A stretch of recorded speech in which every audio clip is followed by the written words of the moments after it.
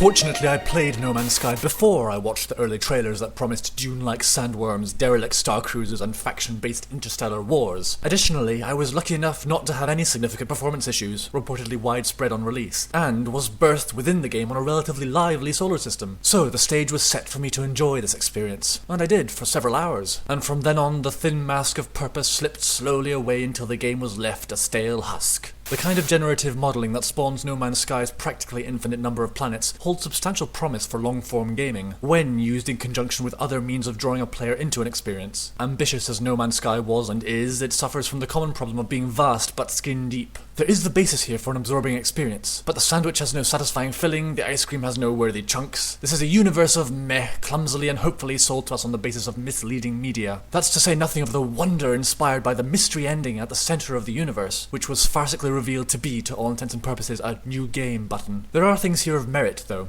The first several hours, while hope for the game's promises are still alive, were actually quite captivating. I do recall muttering under my breath, "I love this game," as I accelerated into the atmosphere of my first new planet. It's an attractive game, and credit must be given to the artists who have worked hard to evoke that 1970s sci-fi book cover feel. The love of such things shows in the ship, object, and environment designs. The few encounters that exist are quite well written, again often evocative of the 2001-esque sense of mystery and wonder that Hello Games hopes will intrigue gamers for longer than it does. The gameplay is often tranquil, aided by 65 Days of Static's fitting music, which is the best environment to facilitate vague existentialist musings on our purpose in the cosmos. This is somewhat undermined by survival mechanics and inventory management systems that detract from enjoyment. They are simple, but ungainly and needlessly harassing. I learned fast to seek out drop pods in order to swell my inventory, which eased the pressure somewhat. Resource gathering tempted me to follow plutonium and gold crystals deep into a cave before I realized how very, very lost I was within the bowels of this new world. I escaped some 40 minutes later and breathed the free air deeply. Moments like this, along with the first few encounters of new-looking creatures, locations, and planets, are memorable ones, as well as vistas often able to take one's breath away.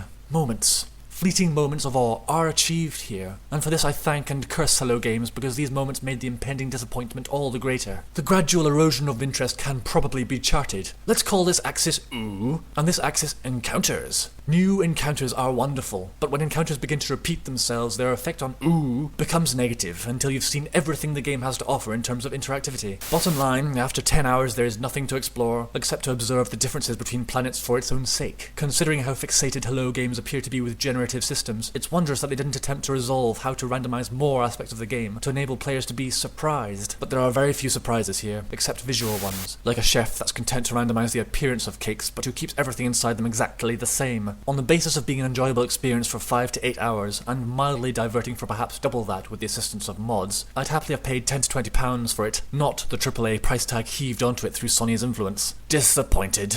Though I may yet pop into No Man's Sky from time to time, I award this game a legion of slightly different sheep.